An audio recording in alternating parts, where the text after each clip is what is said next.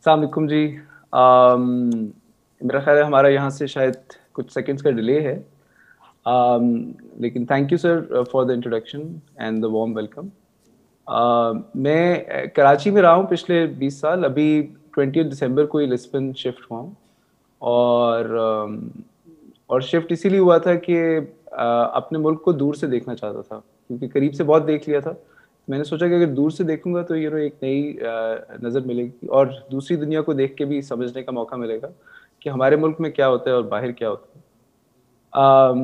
और हम ज़ाहिर है सारे चाइना के बारे में, अमेरिका के बारे में पढ़ते हैं, तो पुर्तगाल में आके एक नया एक्सपोज़र मिला है। अमेरिका को तो हम जानते ही हैं, उनकी मूवीज़ की वजह से, किताबों की वजह से। चाइना से हमारा रिलेशनशिप है, उस वजह से जानते हैं। सो यहाँ पे आके एक नया एक्सपोज़र मिला है। सो अम, आई थिंक कि ये कोविड ने हमें जो है ना एक नई दुनिया दिखाई है और नई अपॉर्च्युनिटीज़ क्रिएट की हैं यंग लोगों के लिए। सो मैं आज उसी के बारे में बात करूँगा। अम, अ, आज से मतलब पहले भी जब ये इंटरनेट का ज़माना नहीं था, उससे पहले भी कभी-कभी मैं अपने आप से पूछता, मैंने इकोनॉमिक्स पढ़ी थी, तो मैं अपने आप से पूछता था कि ये क्या वजह है कि पाकिस्तान में एक टैक्सी ड्राइवर जो है वो ₹25,000 कमाता है और न्यूयॉर्क में वही मतलब उसी तरह का टैक्सी ड्राइवर वही फंक्शन करता है, वही काम करता है, वो $2,500 कमाता है। ये 10 गुना इनकम का डिफरेंस जो है ना किस तरह से लॉजिकल है। मतलब वही काम आप पाकिस्तान में अगर करते हैं तो आप ₹20,000 कमाते हैं, वही काम आप अमेरिका में करते हैं तो ₹2,00,000 कमाते हैं।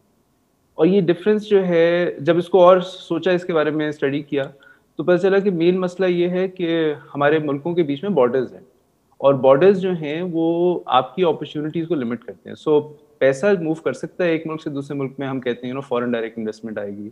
लेकिन लोगों का मूव करना पॉसिबल है लेकिन मुश्किल है। जिसकी वजह से थोड़े लोग मूव कर सकते हैं। सो जब थोड़े लोग मूव कर सकते हैं तो चूँकि वो आपने उस एक इकोनॉमी के अंदर लोगों को कैद किया हुआ है, तो उनके लिए अपॉर्च्युनिटीज़ उसी इकोनॉमी के स्ट्रक्चर के हिसाब से आएँगी।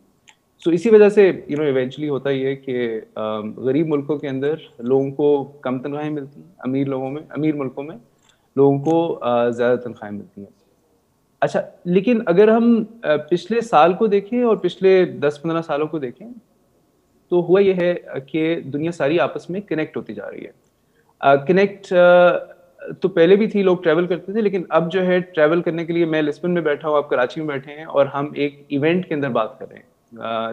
कुछ आज से मुझे याद है 30 साल पहले अगर आपने कोई इंटरनेशनल कॉल करनी हो, अपने किसी भाई से, बहन से बात करनी हो, तो वो काफ़ी एक्सपेंसिव होती थी। अब जो है आप व्हाट्सऐप के ऊपर प्रैक्टिकली फ्री के अंदर कॉल कर सकते हैं।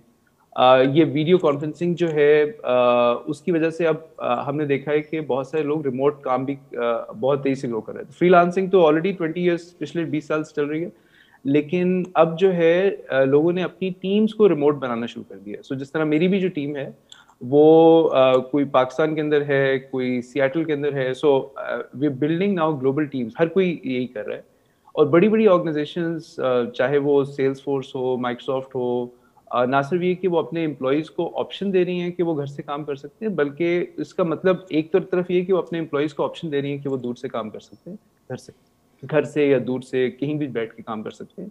लेकिन उसका मतलब दूसरा ये है कि ये companies are willing to hire कहीं से भी, मतलब वो कहीं पे भी उनके लिए टैलेंट, यानी टैलेंट पहले ये होता था कि अगर माइक्रोसॉफ्ट का हेडक्वार्टर सिएटल में है, तो उनको सिएटल में लोग ढूँढने पड़ेंगे, या अगर बाहर से किसी को हायर करेंगे तो उनको लाना पड़ेगा। अगर किसी को लाना होगा तो उसके लिए वीज़ा के इश्यूज़ होंगे। सो वो अगर किसी ऐसी कंट्री से आ रहा है जहाँ के लिए अमेरिका ट्रैवल करना आसान नहीं है। सो अब कंपनीज़ जो है उनका भी माइंड खुल गया है और वो सोच रहे हैं कि हम क्यों सिर्फ़ सिएटल के अंदर अपने लिए टैलेंट को ढूँढें, जबकि जंग भी टैलेंट की है। सो वो दुनिया भर में टैलेंट को ढूँढ रहे हैं। सो उस तरह से भी दुनिया चेंज हो रही है। सो जब ये अब आप ये सोचते हैं कि वो टैक्सी ड्राइवर जो कि ₹25,000 कमाता है पाकिस्तान में और अमेरिका में जाके $2,500 कमाता है। लेकिन अब कुछ सर्विसेज़ ऐसी हैं जो कि आप पाकिस्तान में रहते हुए अमेरिका में सर्विस प्रोवाइड कर सकते हैं, या स्वीडन में सर्विस प्रोवाइड कर सकते हैं, जर्मनी में कर सकते हैं। और वो सर्विसेज़ किस तरह की हैं? और वही मेरा ख़्याल है सब लोगों के लिए, पाकिस्तान के लिए, पाकिस्तानी कौम के लिए बहुत बड़ी अपॉर्च्युनिटी है कि अगर हम लोग जो है बजाए इसके कि जॉब अपॉर्च्युनिटीज़ के लिए देखें कि पाकिस्तान में जो रेलवे है या आईसीआई है या यूनिलीवर है, इनमें जॉब करनी है, हम लोगों को ये देखना चाहिए कि अच्छा ये रिमोट के अंदर ग्लोबली क्या अपॉर्चुनिटीज़ हैं, बिकॉज़ अगेन वो 25,000 और 2.5 लाख रुपए वाला जो डिफरेंस है, वो हम सब के लिए एक बहुत बड़ी अपॉर्चुनिटी खोलता है, और ये इंडिविजुअल्स के लिए भी अच्छा होगा, ये पाकिस्तान के लिए भी अच्छा होगा, बिकॉज़ एक बंदा अगर साल के $20,000 कमाता है, $30,000 कमाता है, तो इस तरह के 10 लाख लोग काम कर रहे होंगे, तो आपके पास $20 बिलियन की एक्सपोर्ट इनकम आ रही है एक तरह से। सो वो हमारा जो बैलेंस ऑफ ट्रेड का मसला है उसको भी सॉल्व करता है। अच्छा, अब लेकिन ये जो अपॉर्चुनिटी है, इसको अवेल करने के लिए जो रिक्वायरमेंट है वो थोड़ी-सी डिफरेंट है। जो पहले जॉब की रिक्वायरमेंट्स होती थी, वो ये होती थी, एक तो ये कि आप उस जगह पे रहते हो जहाँ पे जॉब मिलेगी। दूसरी रिक्वायरमेंट ये होती थी कि आपके पास उस जॉब को करने के लिए रेलेवेंट डिग्री हो, आपने कॉमर्स पढ़ी हुई हो, आपने इंजीनियरिंग पढ़ी हुई हो।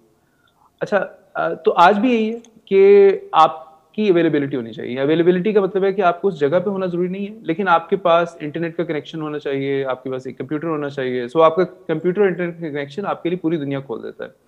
दूसरा, लेकिन इससे ज़्यादा इम्पोर्टेंट ये है कि आपके पास वो क्या स्किल्स होनी चाहिए जिसकी बेसिस पे आप एम्प्लॉयबल हो सकते हैं। तो पाकिस्तान में इस वक़्त जो यंग लोगों का सबसे बड़ा चैलेंज है, वो ये है कि हालाँकि दुनिया खुल चुकी है और दुनिया में अपॉर्च्युनिटीज़ बेतहाशा हैं, और स्पेशली टेक्नोलॉजी की साइड पे इस वक़्त ग्लोबल शॉर्टेज है टैलेंट की। सो ग्लोबल शॉर्टेज का मतलब ये है कि अगर आप किसी काबिल हों, तो दुनिया को आपकी बहुत ज़्यादा ज़रूरत है। अच्छा, लेकिन मसला उसमें गैप ये है कि हमारे भी लोग जो हैं वो उतने डेवलप नहीं हुए हैं, उतने ट्रेन नहीं हुए हैं। और उसमें 3 अगेन चीज़ें हैं जो कि आपको बिल्ड करने की ज़रूरत है अपने आप के अंदर। पहली बात तो ये है कि क्या आपके अंदर वो स्किल्स हैं कि किसी को आपकी ज़रूरत हो? तो स्किल्स जो हैं कई किस्म की हो सकती हैं। आपको ये सोचने की ज़रूरत है कि मिसाल के तौर पे अगर आप गाड़ी चलाना जानते हैं, तो टैक्सी जो है आप पाकिस्तान से बैठ के न्यूयॉर्क में नहीं चला सकते। या लंदन में नहीं चला सकते, या पेरिस में नहीं चला सकते। लेकिन कुछ काम हैं जो कि आप पाकिस्तान से बैठ के आप बाहर के लिए कर सकते हैं। आम तौर पे वो काम जो हैं वो डिजिटली डिलीवर हो सकते हैं। सो मिसाल के तौर पे आप अगर लिख सकते हैं, अगर आप राइटिंग कर सकते हैं, तो वो चीज़ आप कहीं भी बैठ के कहीं के लिए भी कर सकते हैं। इसी तरह से अगर आप डिज़ाइन कर सकते हैं, तो वो कहीं पे भी बैठ के आप दुनिया के किसी भी कोने में आपका क्लाइंट, आपका एम्प्लॉयर हो सकता है। सिमिलरली अगर आप जो है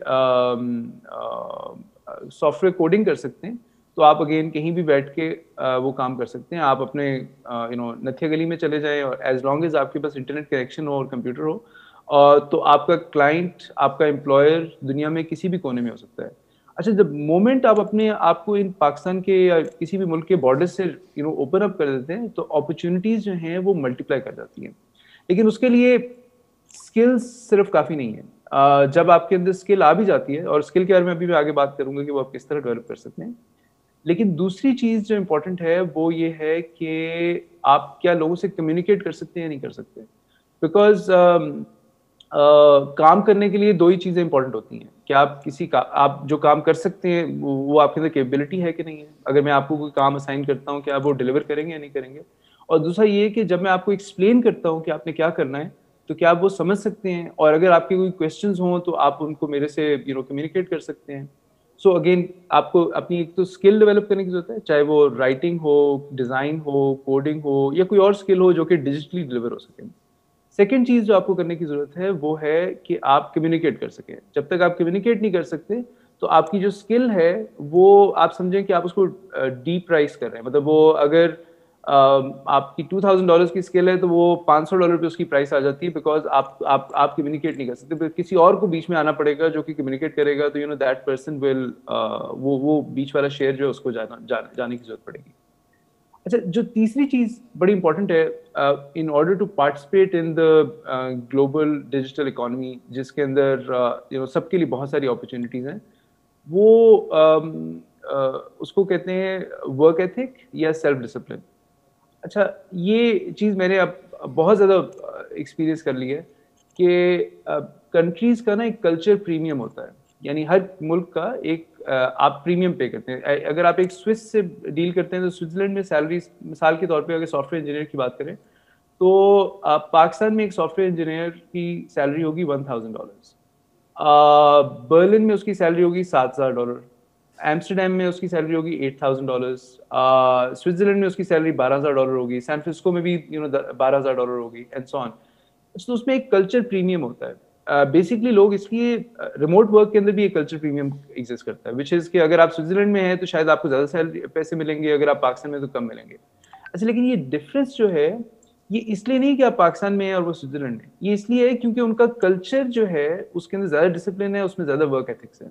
अगर आप वो कल्चर अडॉप्ट कर लें तो आपकी प्राइस भी ऊपर चली जाएगी। So instead of earning $1,000 you can also earn 5,000, 8,000, $10,000, because the moment people realise, हो सकता है शुरू में थोड़ा सा डिसएडवांटेज होगा, लेकिन द मोमेंट आपके एम्प्लॉयर, आपके क्लाइंट्स रियलाइज करेंगे कि आपकी work ethic Swiss work ethic से कोई कम नहीं है या अमेरिकन वर्क एथिक से कम नहीं है, सो वो आपको भी उसी तरह बैलेंस में ट्रीट करना शुरू कर देंगे।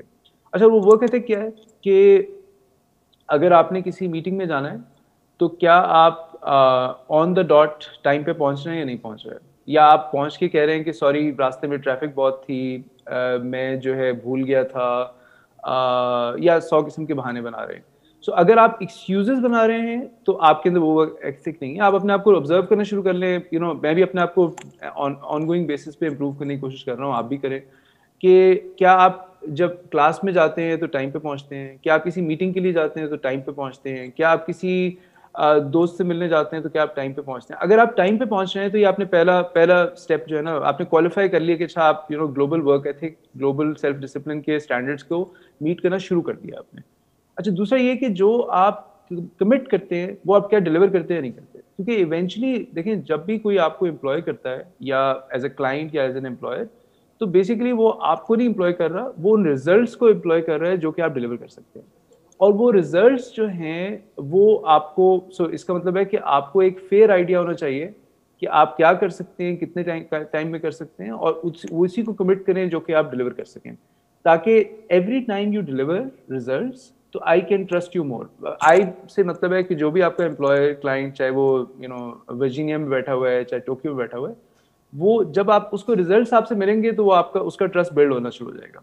अच्छा, दूसरा क्वेश्चन ऑब्वियसली ये है कि आप कितने टाइम में डिलीवर कर सकते हैं, वो उसका ताल्लुक स्किल से है कि अगर आपकी स्किल अच्छी होगी, अगर आपको काम करना आता होगा तो वही काम आप 1 घंटे में कर सकते हैं। अगर आपको नहीं करना आता होगा तो आप शायद 10 घंटे में भी वो काम डिलीवर नहीं कर सकते। सो अगेन हम लोग, बहुत सारे लोग ये समझते हैं कि पाकिस्तान में हर चीज़ सस्ता होना अच्छी बात है। सस्ता का इशू नहीं है, इशू जो है रिजल्ट्स का है कि क्या अगर मैं किसी को $100 दूं 1 घंटे के, और वो मुझे लेट्स से कि 10 टेनिस की बॉल्स बना देता है, और अगर मैं किसी और को पाकिस्तान के अंदर $100 दूं 20 घंटे के, लेकिन वो मुझे अगर 5 टेनिस की बॉल बना के देगा, तो मेरे लिए वो $100 पर आवर वाला बंदा बेहतर है कंपेयर टू वो $5 पर आवर वाला बंदा।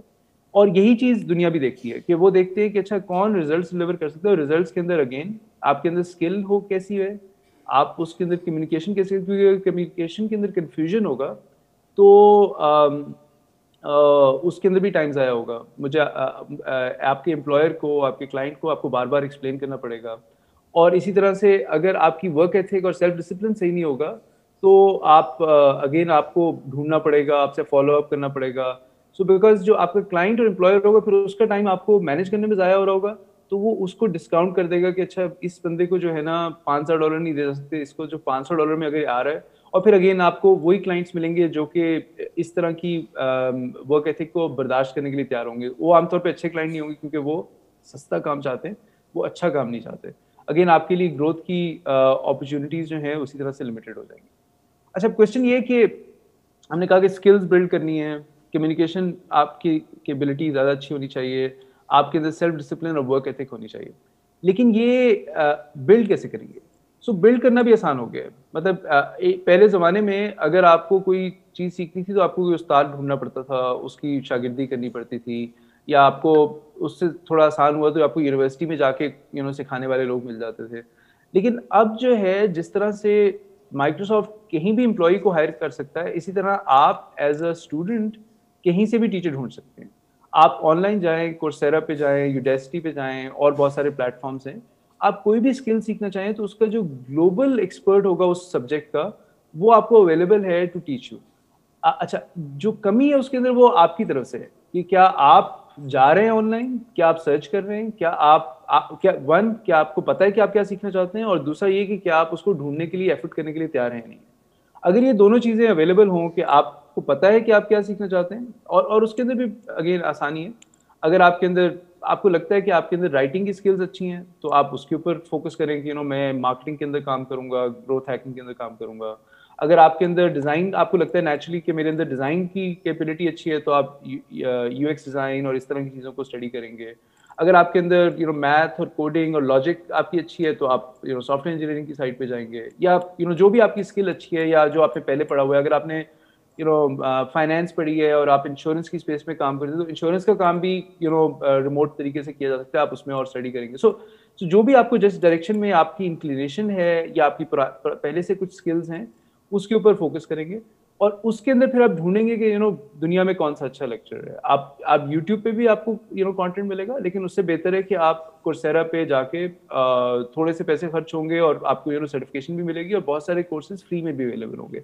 सो उसको देखें, और उसके अंदर जो है उसको लर्न करने की कोशिश करें। सेकंड चीज़ जो कम्युनिकेशन है, अगेन जब तक आप कम्युनिकेशन, अगर आपने मिसाल के तौर पे इंग्लिश में करनी है, और आमतौर पे आपको ग्लोबली एम्प्लॉयर्स के साथ, क्लाइंट के साथ इंग्लिश में ही आसानी होगी करने में। फ्रेंच सीखना या जर्मन सीखना और मुश्किल होगा, उसकी क्लाइंट मार्केट भी छोटी होगी। सो इंग्लिश सीखने के लिए आपको किताबें पढ़ने की ज़रूरत है। आप जितनी किताबें पढ़ेंगे उतनी ही आपकी एबिलिटी टू कम्युनिकेट भी बढ़ेगी, लेकिन साथ ही साथ अगर आप स्पेशली फिक्शन पढ़ते हैं, तो आपका दिमाग भी खुलेगा कि दुनिया में क्या-क्या पॉसिबिलिटीज़ हैं। सो अगर आप फिक्शन पढ़ रहे हैं और इंग्लिश में पढ़ रहे हैं, तो बहुत तेज़ी से मैं आपको गारंटी करता हूँ कि अगर आप हर हफ्ते की एक किताब पढ़ना शुरू कर लें, तो 6 महीने के बाद आपकी कम्युनिकेशन की कैपेबिलिटी जो है वो 5 गुना बढ़ चुकी होगी। आपकी जो मार्केट में प्राइस है, वो अगर पहले $500 थी, तो वो $1000 पे चली गई होगी, एंड सो ऑन। सो और इट टेक्स जस्ट 6 मंथ्स। हम लोग जो है इंग्लिश को बहुत मुश्किल समझते हैं, क्योंकि शायद हमारी लोकल लैंग्वेज नहीं है, और हमारे यहाँ अमीर लोग ज़्यादा अच्छी इंग्लिश बोलते हैं। लेकिन इंग्लिश सीखना और अच्छा बोलना और उसमें कम्युनिकेट करना, स्पेशली इन राइटिंग, उसके लिए एक ही चीज़ रिक्वायर्ड है कि आप जो है 6 महीने में 180 दिन होते हैं, 2 घंटे हर रोज़ की किताब पढ़ें। तो 300 घंटे अगर आप किताबें पढ़ लेंगे, तो आपकी कम्युनिकेशन की स्किल्स भी चेंज हो जाएगी, आपकी ज़िंदगी चेंज होना शुरू हो जाएगी। अच्छा, थर्ड जो है वो अगेन वर्क एथिक से कनेक्टेड है, कि इवेंचुअली जो आपकी सक्सेस होती है, वो इस पे बेस्ड होती है कि कितने लोग आपको ट्रस्ट करते हैं। और ट्रस्ट जो है आपके सेल्फ डिसिप्लिन और वर्क एथिक से आता है। पहले तो आप खुद अपने आप को ट्रस्ट करते हैं कि अगर मैं किसी से कोई कमिट करता हूँ, तो क्या मैं डिलीवर करता हूँ या नहीं करता हूँ। और दूसरा क्वेश्चन ये कि लोग आप पे कितना ट्रस्ट करते हैं, और लोग जो ट्रस्ट करते हैं उसके लिए आपको ज़ाहिर है डिलीवर करना पड़ता है। अच्छा, ये इस सारे प्रोसेस के अंदर जो ग्लोबल एक डिजिटल इकोनॉमी बन गई है, रिमोट वर्क की अपॉर्चुनिटीज मल्टीप्लाई कर गई हैं, और स्पेशली कोविड के बाद ये 5x मल्टीप्लाई कर गई हैं एकदम से, जो है पाकिस्तान के अंदर भी और पूरी दुनिया के अंदर, स्पेशली वो मुल्क जहाँ पे तनख्वाहें कम थी या जहाँ पे अपॉर्चुनिटीज़ कम थी, उनके लिए अपॉर्चुनिटी बहुत ज़्यादा बढ़ गई। यानी कि ये स्विट्जरलैंड में जो लोग रहते हैं या अमेरिका में जो लोग रहते हैं, उनके लिए तो चैलेंज क्रिएट हो गया कि उनके लिए हर तरफ से कंपटीशन आ रहा है। लेकिन जो लोग पाकिस्तान, कीनिया, इस तरह के मुल्कों में, इंडिया, बांग्लादेश में रहते हैं, उनके लिए बहुत बड़ी अपॉर्चुनिटी, बिकॉज जाहिर है कि पाकिस्तान में कॉस्ट ऑफ लिविंग भी कम है, और और यंग लोग बहुत सारे हैं। सो उस लिहाज से मुल्क के लिए भी अपॉर्चुनिटी और आपके लिए। अच्छा, लेकिन इस सारे प्रोसेस के अंदर सबसे बड़ा हर्डल क्या है?